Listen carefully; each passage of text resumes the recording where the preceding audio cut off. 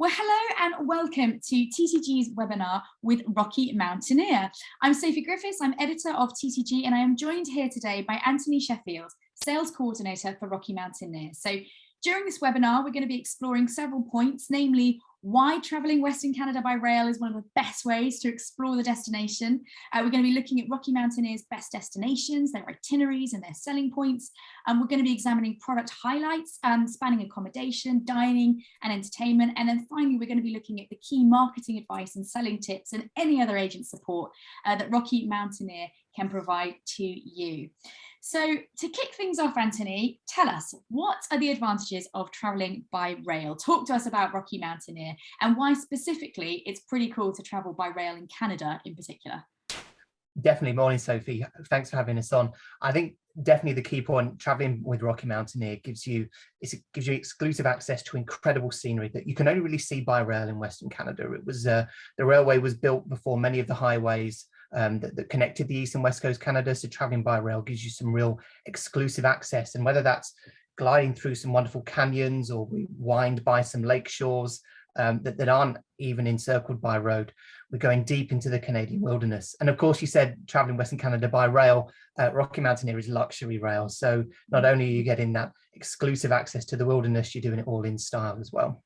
Nice. Okay, so talk to us about some of the destinations in Canada that you can visit on the Rocky Mountaineer. Yeah, perfect. So we begin and end all of our journeys in Vancouver, obviously the beautiful port city of Vancouver. And from there, we're taking guests into the heart of the Canadian Rockies. So we have two routes that end in Jasper and one that ends in either Lake Louise or Banff, depending on the itinerary. But of course, all those journeys go the other way as well. So you can start in the Rockies and then finish in Vancouver too. Oh, so a typical itinerary will always start or end in Vancouver. Yeah. And either take the Banff route or the Jasper route, did you say? Or one of the Jasper routes, yeah, there's two different routes through to Jasper. Brilliant, okay. And so what would you say Rocky Mountaineer's unique selling points are? I would say it's definitely not only that travel by rail, that experience by rail, being able to sit back, relax, and enjoy the experience. But the unique thing about Rocky, of course, is our custom designed glass domed carriages, which you could probably just see it behind me. This is one of our SilverLeaf carriages. Those domed carriages provide the most wonderful panoramic views of the landscapes that we travel through. I mean, you mentioned the landscapes. Talk to us about some of the scenery that passengers can see from the windows. And if you would mind as well, just telling us which mountain it is behind you there. Yes. This guy is Mount Robson. He's the tallest peak in the Canadian Rockies, and you can see him through one of the Jasper routes. Both of those two Jasper routes will pass just underneath Mount Robson. Some of the highlights, I mean, it's all some of the canyons I find are fantastic because you're right on the canyon floor and the river almost is in touching distance. Things like the Kicking Horse Canyon, you've got that milky blue water that you associate with glacial runoff water really flowing right beside you. They're really spectacular, those canyons. I bet. I mean, can you travel all year round? Because presumably it must get pretty snowy. It does get pretty snowy, and that's a great question. We only run from mid-April to mid-October, kind of mid to late April to early October. And that's because we're a daylight only experience. So that gives us enough daylight hours to travel through, because we want people to be seeing this outstanding scenery that we have, not in darkness, of course. We need those daylight hours. So, okay, so given that you're a daylight only, what is the accommodation like on board? Are there different room categories? Passengers can presumably still stay overnight, can they? Or well, here's the thing about Rocky. There's no accommodation on board Rocky Mountaineer. We're not a sleeper train. So because we're a daylight only service, guests would be seeing these incredible sights, these incredible landscapes by day, and they'd sleep in a hotel overnight. So I said we had two-day journeys and a 3-day journey. So we break that, guests get off either at Kamloops or Whistler or Quesnel, depending on the journey, and sleep overnight in a comfortable hotel. And is that hotel sourced by Rocky Mountaineer or sourced by the agents? We provide that hotel no matter what, so that midpoint we travel through. But although we don't have accommodation, we do have two different service levels. So we have SilverLeaf Service, which is what you see behind me, and then we have our signature Gold Leaf Service, which is a bi-level carriage and has a full-length glass dome. Oh, wow. Okay, so fantastic. So you stay overnight, but what about eating? Presumably you can eat on board. So talk to us about some of the dining options. What are the onboard menus like for lunch, breakfast, dinner? Absolutely. We do provide meals on board the train, typically breakfast and lunch, depending on the day. And obviously all snacks and all drinks are included as well. At Rocky Mountaineer, we pride ourselves on serving delicious, regionally inspired cuisine, and it's going to feature local ingredients and flavors. So whether that's Pacific salmon, of course, which is famous, or the Alberta beef, we're just taking local flavors and serving them on board to our guests. Oh my gosh, you're making me hungry. And what kind of breakfast options would there be, for instance? There'd be everything from pancakes, obviously covered in maple syrup, which is a Canadian staple, to eggs Benedict, to full breakfasts, a whole wide range depending on what you fancy that day. Brilliant. Now, I'm presuming that the scenery is the entertainment itself. Do you provide any additional onboard entertainment, or do you just not need to? Because when you've got visions like the mountain behind you, perhaps you don't need anything else. No, you're absolutely right. We don't need to do any other entertainment. The Canadian landscapes do that for us. We do, though, have more old school, I suppose, entertainment in our hosts. Our hosts on board the train are fantastic.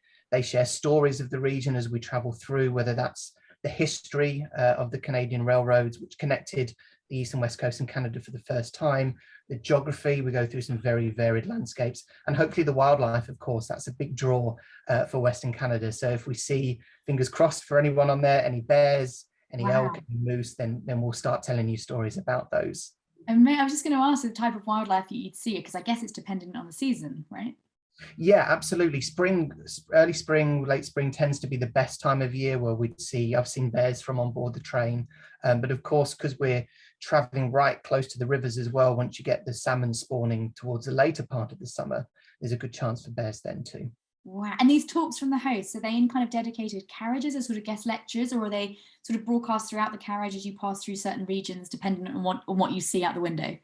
Each carriage has their own dedicated host team, so there'd be anything between 2 or 3 hosts, depending on the service level, and they're all willing to grab the mic and get on there and tell a story. And a really good thing is that if a guest has a specific question, or if they see something and they ask a host, the host will straight away get on the mic and relay that question to the whole carriage, that everyone's getting that information to. Amazing. Okay, now what about length of journey? How long would you recommend agents customers spend on board?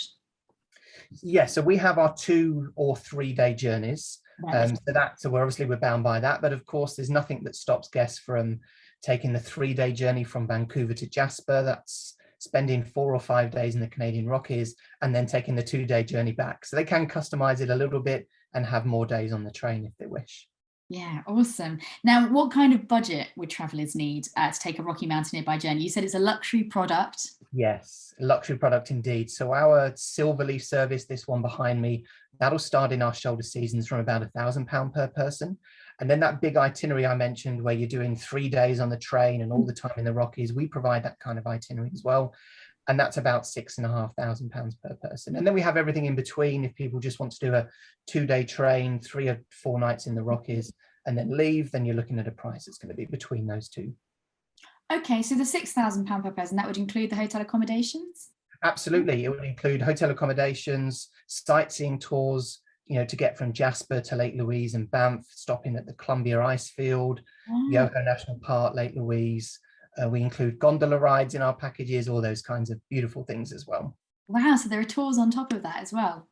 Yes, yep, we can look after our guests, not just on the train, we do that very well, but off the train as well if they need. Fantastic. And what about the prices you said from £1,000? Yep. What would you be looking? What kind of itinerary would you be looking at for that? That would just be our 2-day rail itinerary, so maybe from Vancouver to Banff. So again, a really good option if you've got people that are visiting family, perhaps in Vancouver. They don't necessarily need those big packages or accommodation. They've got family out in the Rockies as well, so they can just take the train journey with us to get there. Awesome. So let's look at what agents can do. So how can agents book Rocky Mountaineer? Yeah, most frontline travel agents will use one of our fantastic tour operator partners. We work with almost all tour operators out there, and we value each and every one of them just as much as the rest. So use your preferred tour operator and they won't do you wrong. Well, we're always here to help too. We've got four team members for Rocky Mountaineer here in the UK, and we're here to help. If you have any questions, if you need any specific training or consumer events, we can do that kind of stuff too. Oh, great. Okay. And they can just get in touch with you through the website, or? We have a dedicated email address. Well, I'll send it through to you if you want to put it down, but it's EMEA, EMEA, obviously, then sales support at rockymountaineer.com. And we'll pick that up and say hello. Fantastic. Okay. What marketing advice would you have for agents that are looking to sell, or wanting to sell Rocky Mountaineer itinerary to their customers who might not have ever traveled to Canada before and don't know what to do? Yeah, I think in this day and age, after what we've been through in the last couple of years, be inspirational. I think people are looking for those inspirational itineraries and those real bucket list experiences after a couple of years, 18 months without any holidays. And I think Rocky Mountaineer certainly provides that inspirational itinerary. So that would be my hint. Be inspirational. Let's not go for the regular week packages down to Spain. Let's get some really great itineraries out there in front of your clients. Is it a real bucket list type, option, do you think? And I'm wary of using that phrase because that almost implies people just do it once and then, tick it off. But would you say it's something that, you've got to do in a lifetime? Yeah, we hate that phrase too. But yes, absolutely. It's one of those things. I mean, I remember when I first went to Canada, trying to go on Rocky Mountaineer was one of the things that I really wanted to do for my trip. So it definitely ticks that off, although I probably shouldn't mention it, but I'm going to now that you've said it. We do have a new route in the US. So for those that have already been on Rocky Mountaineer, or we do have a second bucket list tick for them to do. Are you able to share where in the US it is? Absolutely, seeing as you've asked, it's from Denver to Moab or vice versa. So really similar experience in the beautiful scenery, desert scenery, which will be different for us. But again, taking people from a vibrant city of Denver into Moab, which is in the heart of those Utah national parks. Okay. And back on Canada, I guess the key point you were saying at the start is the fact that these rails were built so far, before roads came along. So it really does enable customers to see parts of Canada that they might not be able to see from the road. Is that fair to say? Yeah, exactly right. I mean, if we think about, there's two bits in there. So firstly, that the famous phrase that we're taught as soon as we walk in the Rocky Mountaineer door is, you can't take mountains to the tourists, so let's take the tourists to the mountains. And that's why, particularly why the railroad was initially built. But then if you look back to those really famous Fairmont hotels, the Fairmont Banff Springs, the Fairmont Chateau Lake Louise, these really idyllic castles in the mountains and forest, they were built as tourist hotels for the railroad. So the railroad is very close to them. So it really is hand in hand, actually, Canadian Rail in Western Canada and tourism for the mountains. So there's definitely no better way to see it. Yeah, it sounds like the only way to see it. What about selling tips? Do you have any kind of tips or hints that you think could help agents boost their Rocky Mountaineer sales? Yeah, my biggest tip would be cruisers. Rocky Mountaineer guests are cruisers. Roughly 60% of the guests on our rail journeys in the past have been doing an Alaskan cruise on the same journey at the same time. So definitely target, your repeat cruise clients. And if we think maybe a week Alaskan cruise, 2 days on the train, 3 or 4 nights in the Rockies, you've got really there a perfect 2-week rail and sail vacation. So definitely they should be your first port of call. A great add-on, isn't it, for either pre-cruise or post-cruise, especially because a lot of those cruises obviously set sail from Vancouver. From Vancouver, exactly right. And it's quite a similar experience for an Alaskan cruise, where you want that balcony and you want to be sat on a balcony enjoying the beautiful mountains and glaciers. Think about Rocky, it's quite similar. It's sat there and enjoying the wonderful scenery. What about if a customer just has 1 or 2 days in Vancouver? Could they do it? What's the shortest itinerary on a Rocky Mountaineer? Do they need to stay overnight somewhere, or?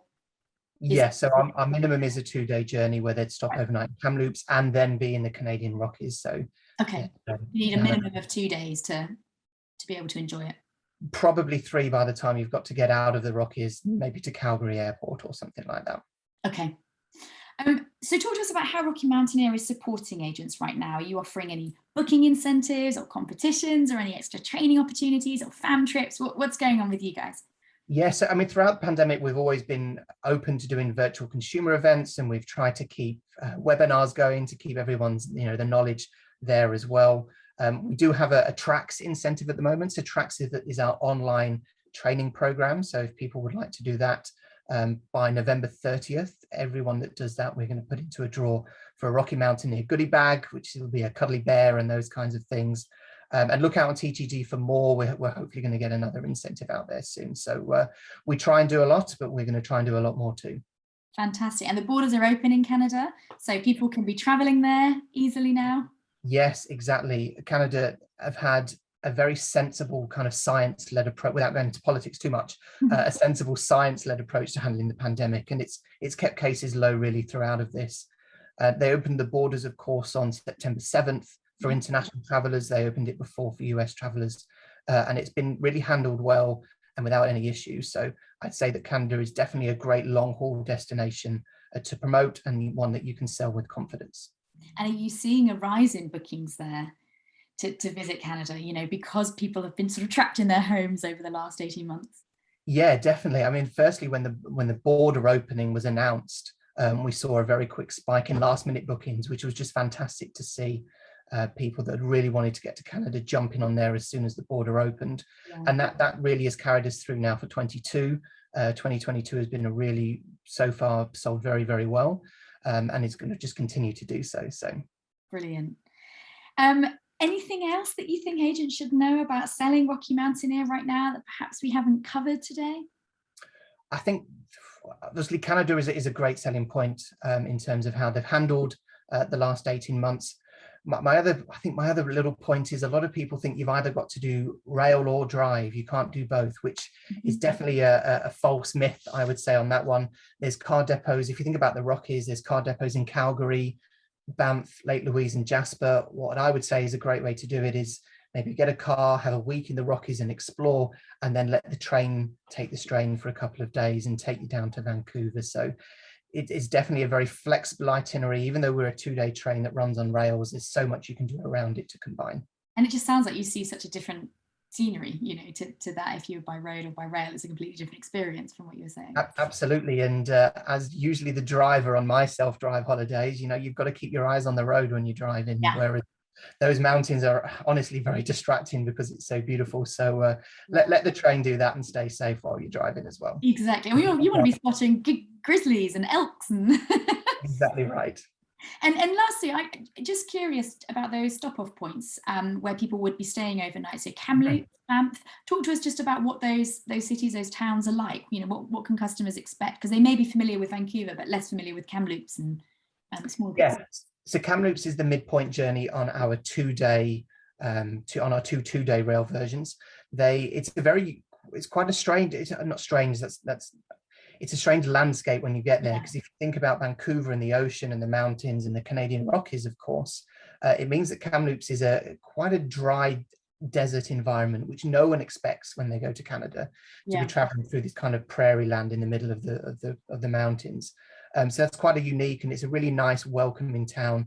They've been welcoming our guests now for 30 years, and they're very, very, very good at it as well. Of course, Banff, Jasper, they're those really beautiful, picturesque mountain towns that people want. They offer access to great scenery. You know, Banff, Jasper, they've all got gondolas, lake cruises, which are nearby. So they offer all of that, but as well, beautiful restaurants and bars and museums. So they're really nice attractions in their own right, let alone the beautiful scenery that's around them. Oh, fantastic. So a real kind of array of different towns and things to see and do in each place. Exactly, yeah. Oh, brilliant. Okay, well, I want to book my trip now. So we'll have you on board anytime.